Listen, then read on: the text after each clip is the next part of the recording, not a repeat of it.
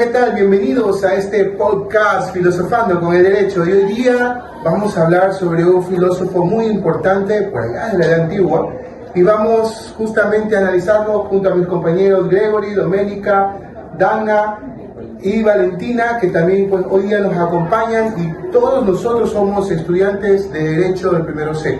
Gracias a nuestra directora de este podcast, la doctora Juanita Ochoa, que también pues es la directora de este podcast. Bien, ahora sí, Gregory, la gente está entusiasmada, la gente está curiosa por saber de qué filósofo hoy vamos a hablar, a cuál vamos a hablar de sus críticas y sus ideas. Desde pronto hasta por ahí he escuchado que tiene hasta apodos. Pero vamos a ver, pues, Gregory, danos tu luz. Bueno, muchachos, hoy vamos a hablar sobre un filósofo griego con un apodo bastante peculiar. Unos apodos, pero tiene 3 apodos, hasta se ha investigado. Hoy vamos a hablar sobre el mismísimo Heráclito. ¿Quién fue Heráclito, muchachos? Bueno, voy a dar una pequeña biografía. Heráclito fue un filósofo griego presocrático, nativo y nacido en Éfeso, en la actual Turquía. Este nació alrededor del año 535 a.C. hasta el 440 a.C. Heráclito nació en el seno de una familia aristócrata, pudiente, con una vida convirtiéndose en un filósofo ermitaño autodidacta. Muchachos, cuenten, ¿ustedes dejarían todos sus lujos con uso de Heráclito para convertirse en un filósofo ermitaño, que no sale de su casa, solamente concentrado ahí en el trabajo? Yo sí. Yo sí lo haría. ¿Tú lo harías? Yo lo ¿Tú haría. dejarías todo por seguir una idea? ¿Dejarías tus padres, tu casa, tus riquezas, todo? Como lo hizo Heráclito. Claro que sí, si es por perseguir los deseos que tengo en mi corazón, sí, sí lo haría. Obviamente que primero pensaría un poco si podría si podría dejar todas mis riquezas. Pero sí, yo lo haría. Sí lo haría. Sí seguiría mi corazón. ¿Y ustedes qué dicen? ¿Qué dicen? Perfecto, claro que sí. Si es seguir mi felicidad, mis ideas, lo que yo creo y pienso, claro que lo haría. Aunque sí me costaría Yo, un desde mi punto de poquito. vista, no me arriesgaría. ¿No lo harías? No. ¿Pero por qué? Cuéntanos. Teniendo mi estabilidad, arriesgarme a algo que no sé si me va a ir bien, solo estoy yendo por mi impulso, por mi gusto, no me arriesgaría en mi punto de vista. Bueno, es interesante cómo la filosofía nos lleva a pensar, cómo la filosofía nos lleva a razonar, a debatir, porque muchos estamos, como dice Heráclito, o sea, dejando todo por seguir un ideal, ¿no? Pero, ¿qué tal si seguimos ese ideal y de pronto, ¡pum!, nos va mal en ese ideal? Pero yo sí creo que nos puede ir bien, como nos puede ir mal. Pero en un mundo actual, como el que vivimos, en pleno siglo XXI, en donde hablamos que está por encima de todo el materialismo, es decir, ¿qué sueña un niño hoy por hoy? Tener un carro, futuro, tener casa, tener dinero para salir, para tener, bueno, en fin, muchas cosas, ¿verdad? Viene Heráclito y dice, no, yo dejo todo y me voy a seguir mis ideales. Pero creo que estamos con la curiosidad, ¿cuáles eran esos ideales de Heráclito? Bueno, una de las ideas de Heráclito, él sostuvo que el único cambio que podía existir y era constante era solamente el universo. El único cambio constante era, al contrario de los pensadores anteriores, él solamente decía que lo único que podía cambiar era el universo, que todo puede fluir, como el río fluye, la corriente. Bueno, muy aparte de eso, como lo había mencionado antes, él tenía ciertos apodos. Debido a su naturaleza oscura y paradójica, Heráclito fue conocido como el filósofo oscuro de Éfeso y el adivinador. Otro apodo también, porque él era una persona bastante melancólica y tristona, en la actualidad se parece depresiva, generación de cristal. Él era un filósofo, le decían el filósofo llorón. Y a pesar de que él era tristón y melancólico, también se decía que le gustaba insultar a sus ayudantes. Como que estemos aquí y no me gusta algo y te insultaba de la nada. Y bueno, cuéntenos, compañera, ¿por qué puede aportar? Entonces, ¿qué dices? Mi pregunta hacia él es, ¿con quién decidió pasar su tiempo? ¿Con personas con poder, con los reyes o con los niños?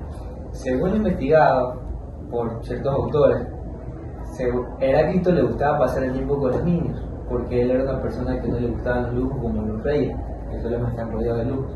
En cambio, los niños siempre andan.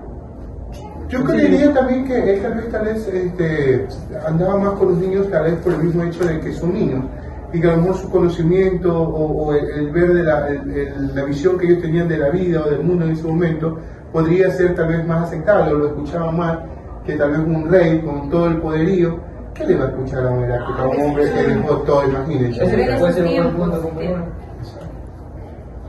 Que todo por lo que los niños, su mente, o sea, se puso al rango de él con la imaginación. O sea, hay gente que no iba a tolerar lo que él pensaba. O sea, no iban a pensar exactamente. Podía compartir sus ideas con él. En cambio, con un rey Claro, era muy porque complicado, él también, era lo que él ellos también decían. nos propuso que la naturaleza, que así como la ley, la naturaleza siempre está en constante cambio. Exacto. Entonces, algo que no evoluciona puede llegar a ser injusto.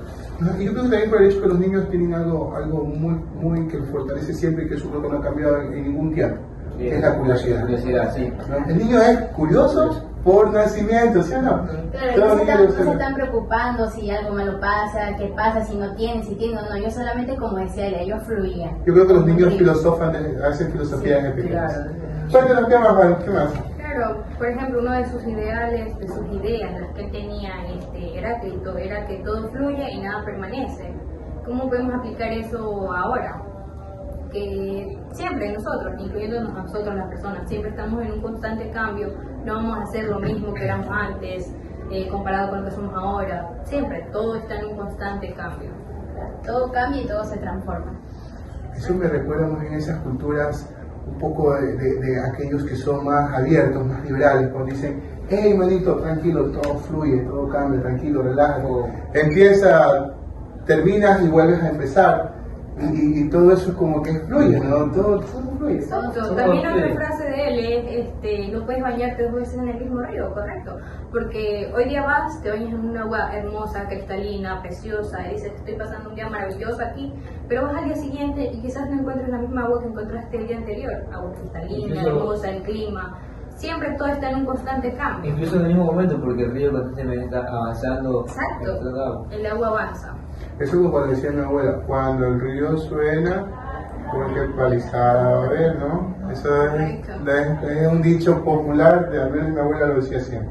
Bueno, ¿y qué más podemos aportar de este presocrático? ¿Por qué se diría presocrático, diría yo? No, yo creo que presocrático es porque yo creo que sí va a causar una mayor influencia en algún filósofo a futuro. ¿Nos pueden dar luces sobre eso? Por ejemplo, en algún filósofo que causó esta influencia fue en Platón. Tenemos otro filósofo, ¿alguno de ustedes puede aportar con eso?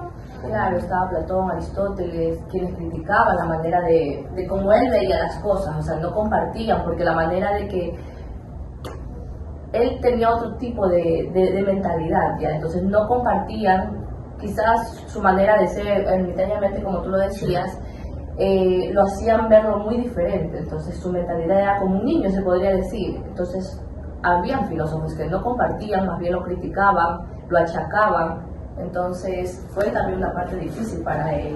Y bueno, entonces ya como hemos estado escuchando, hemos estado debatiendo ideas, conocimientos, lo que hemos ido investigando, sobre un filósofo que para tal vez muchos era un filósofo que no tenía mayor influencia o que tenga mayor trascendencia, pero sin embargo hemos visto que ha tenido una influencia positiva para algunos autores filosóficos, negativa tal vez para otros, pero que al final ha tenido buenos temas que ha permitido que hoy día debatimos. Y bueno, para ir concluyendo, ya como para terminar, ustedes algo más que quieran decir sobre Heráclito, mi querido Diego. Hay una frase que me gusta que dice que todo debe fluir, deja que todo fluya. Una frase que me parece muy interesante y muy linda de parte de Heráclito. Perfecto. Dome. Una de las cosas que la única cosa constante es el cambio. Fue una de las frases que llamó mi atención de él. Entonces, deberíamos no basarnos en su ideología, sino que ciertas frases sí tienen que ver con mucho ahora en la actualidad. Entonces, en mi punto de vista, tiene que ver mucho eso. Claro, una de ellas también es la que nos dijo él, no puedes bañarte 2 veces en el mismo río.